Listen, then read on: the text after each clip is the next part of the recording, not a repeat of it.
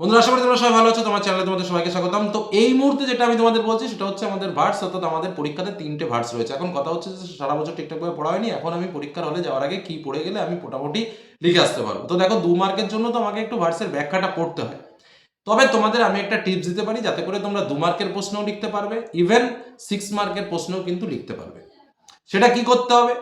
3টে কবিতারই কথাটা খুব ভালোভাবে বুঝে নাও। আমাদের 3টে কবিতা আছে, কি কি আছে? হক রস্টিং, তারপরে হচ্ছে দ্য টাইম অফ ইয়ার, অর্থাৎ তোমার সনেট 73, আর একটা হচ্ছে দ্য গ্রিন হাউস এফেক্ট।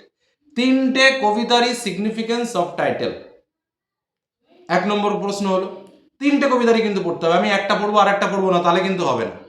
3টে কবিতারই সিগনিফিকেন্স অফ টাইটেল ভালো করে পড়ে যেতে হবে, 1 নম্বর কাজ। 2 নম্বর কাজ হচ্ছে 3টে কবিতারই একটা বিষয়বস্তু আছে।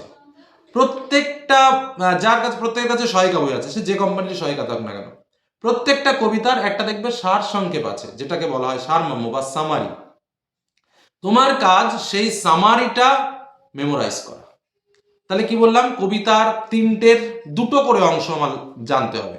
একটা হচ্ছে সামারি আর একটা হচ্ছে সিগনিফিকেন্স অফ টাইটেল। দুটো প্রায় একই গোত্রের, 2-1 লাইন একটুখানি, কেউ যদি সামারি জানো সে কিন্তু টাইটেলটা মোটামুটি একটু 2-1 লাইন এদিক ওদিক করে রেখে রাখতে পারবে।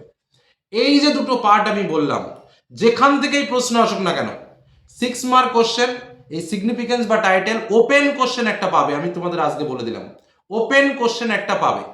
সেই ওপেন কোশ্চেনটা তোমাকে করতে হবে। এটা হচ্ছে শর্টকাট মেথড। এটা কিন্তু শর্টকাট, একদম শর্টকাট। 6 মার্কের হলো।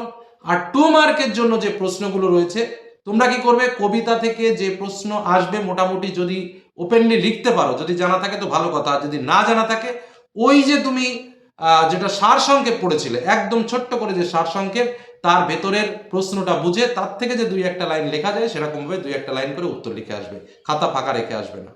বোঝা গেল? এই শর্টকাট টিপসটা আমি তোমাদের দিলাম। এতে করে 6 mark question, even 2 mark question, দুটো পার্টি কিন্তু লিখতে পারবে। অর্থাৎ কবিতা থেকে 10 মার্কের অ্যান্সার কিন্তু করে আসতে পারবে। ইভেন 6 মার্কের কোশ্চেনে প্রায় 6ই পাবে, 5-এর বেশি তো পাবেই।